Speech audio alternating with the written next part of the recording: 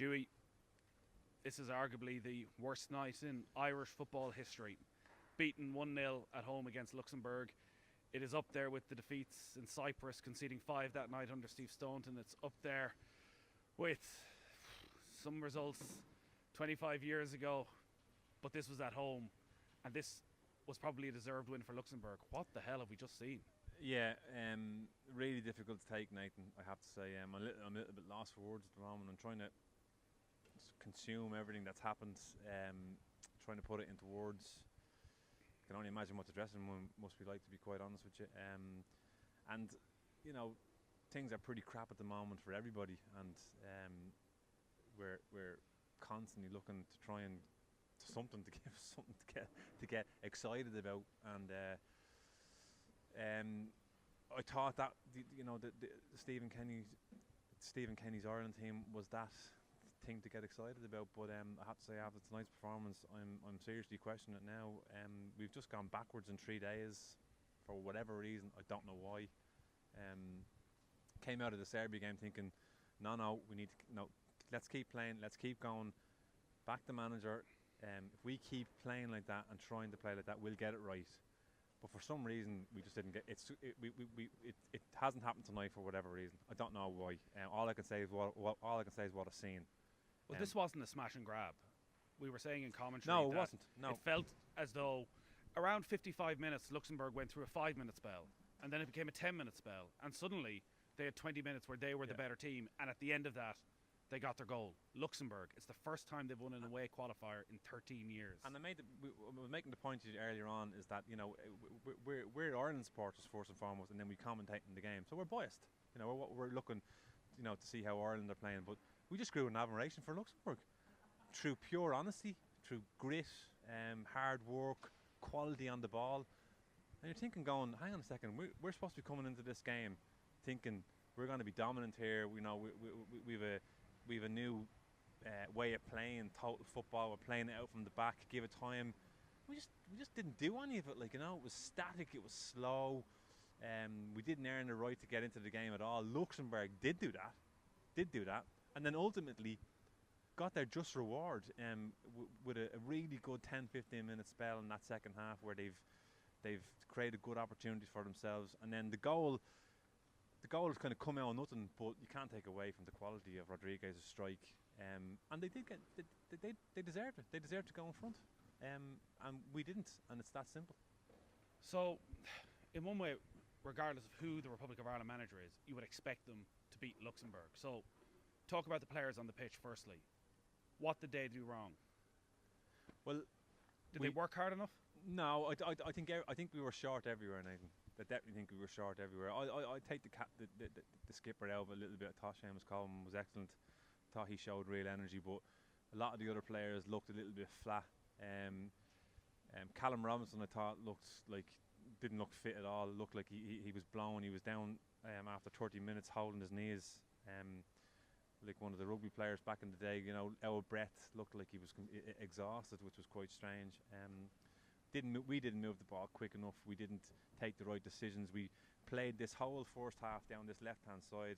Matt Doherty's just out there having a cup of coffee, wondering why the ball isn't coming out to him. I seen him indicate to Seamus Coleman just before half-time saying, "What? Can you get the ball out to me? You know, can someone not just get their head turned and get it across?" And so we were very predictable, Nathan. When you're constantly coming down one side, it becomes very predictable, and we weren't able to get ourselves out of that rut.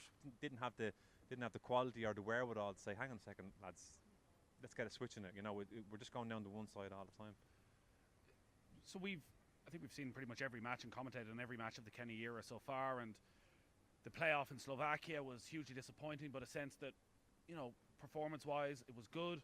As you say, we came away from Serbia on Wednesday night thinking there was a lot there, and you came into this game thinking, well, this was a chance for the start, really, of the Stephen Kenny era. A weaker opposition at home, a chance to go dominate possession, create a lot of chances, and maybe score a few goals. Listen, Luxembourg aren't a walkover. They're not that team anymore. Why did that never happen? What was it? The team that was picked? Was there a problem with the system? I'm finding it very hard to put a reason on it. When you think about the week, when we came into this week, the no more excuses. That was really what was happening. And to be fair, even the manager was saying as well, you know, we have to score, we have to win games. You know, the honeymoon period is over.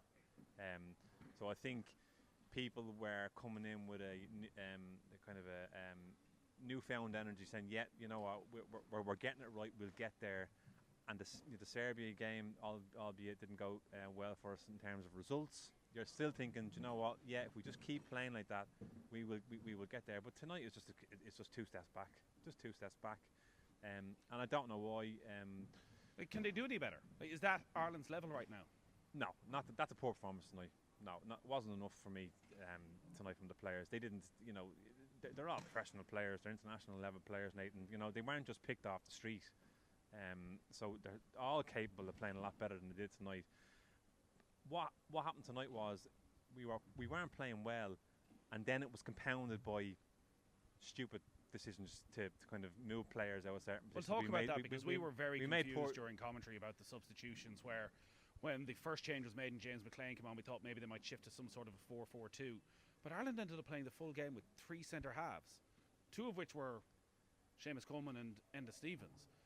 Surely at some stage something else needs to happen. Like, what was the thinking, do you think, behind the substitutions? Because they didn't make any impact. I don't know. It was to give us width. It looked like he wanted to get width into the team. We weren't getting the ball wide enough, getting deliveries into the box, and that was the attempt, was to give us width. Why he put Alan Brown out on this right-hand side, I don't know why. He took probably what I feel is one of our better players out of the middle of the pitch and effectively turned him into a fullback. I saw Seamus Coleman do something I wouldn't normally see him do. He played 3 diagonal balls from this right side position out to the far left position, right? That says to me, there was words at a half-time about we need to get the ball out wide quick. And that's supposed to be up to the midfielders to do. So why didn't we do that? We didn't do it in the first half when Matt Doherty was out there scratching his arse, like looking for the ball. Does that not go against everything that we expected from the Stephen Kenny era? And even tonight in the match programme, where he's talking about style of football and what Irish people expect and what they've been sort of become used to seeing, which was very much what we saw tonight, but that he felt Irish players could do more. Like, if you're just telling them to get it out to the wing, get crosses in, sure, we've seen that for the last 15 years. No, I think there are different ways you can get the ball out to widen the pitch. You can just get somebody who can just lump it out, or you can do it with intent. You know, you can do it off the back of good play, moving the ball around, good one-touch football. You know, work in Luxembourg. You know, try to open up spaces, try to create spaces, but it was just too predictable, Nathan. You know, we didn't move the ball quick enough. We didn't switch the play when we needed to switch it. Get Luxembourg moving across the pitch. It just never happened, like, you know.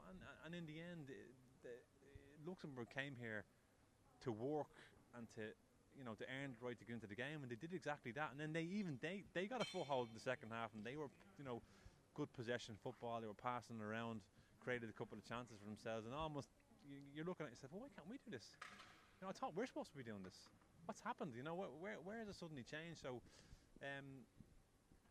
that's what I saw. That's what you saw. So I think that the questions are for Stephen Kenny to answer, really. It's guesswork as to what is going on in that dressing room right now. But I'm looking behind you, and some of the players are doing the warm down. And Jeff Hendrick has been down in his hunkers for about 5-10 minutes. Didn't get on the pitch tonight. Was been a mainstay since Euro 2016. Obviously, things aren't going well from a club level either. How much pressure internally do you think Stephen Kenny is going to be under? I think it's inevitable, Nathan. It's inevitable. There's been pressure, a lot of pressure, and a lot of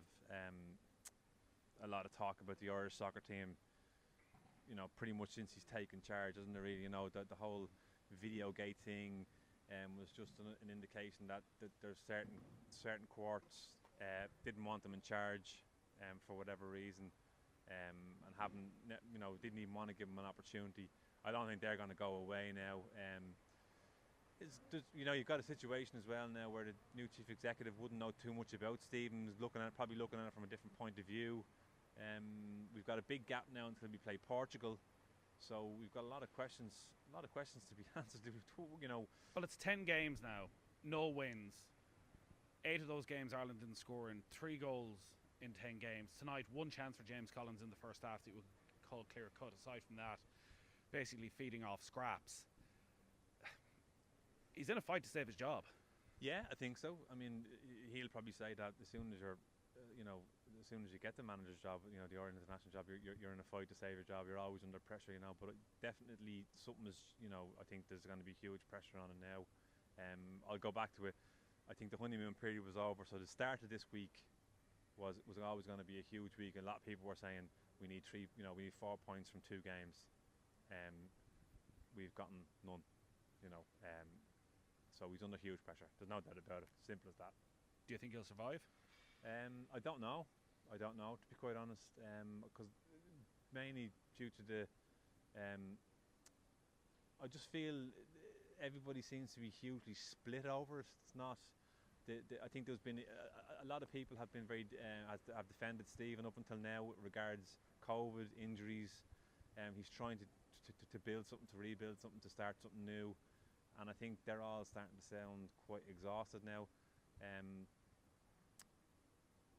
I think they should stick with him, to be quite honest with you. Well, we don't know what the alternatives are because of, say, the FAI's financial position. But I think. Do you think a manager who has managed at a higher level, who's managed in the Premier League, could get more out of those players? You can get a lot out. You know, motivation is a huge thing in the game. Man motivation can be huge, and you know, we've all seen in the past what a highly motivated manager can get out of players, even out of the poorer quality players. So you can always get more out of players. It's as simple as that, like, you know. But we really need to ask ourselves: do we want to? What way do we want to play football? You know, do we want to completely change how Ireland approach games? And what's disappointing for me is that it's gone out the door tonight. It's like I've even lost belief in it now. I'm kind of going, what I thought we were trying to do, you know, trying to build a total football team. What's happened? Against Luxembourg. Against Luxembourg. Is it, I mean, I don't know. Need a glass of wine. I don't know, Stewie. Irish football wasn't in a great state, but since we've started doing commentaries for the last 3 years, it's really gone to shit. I think our heads are on the block, Nathan. Yeah. Not for the first time. Stewie, good stuff as always tonight. Cheers.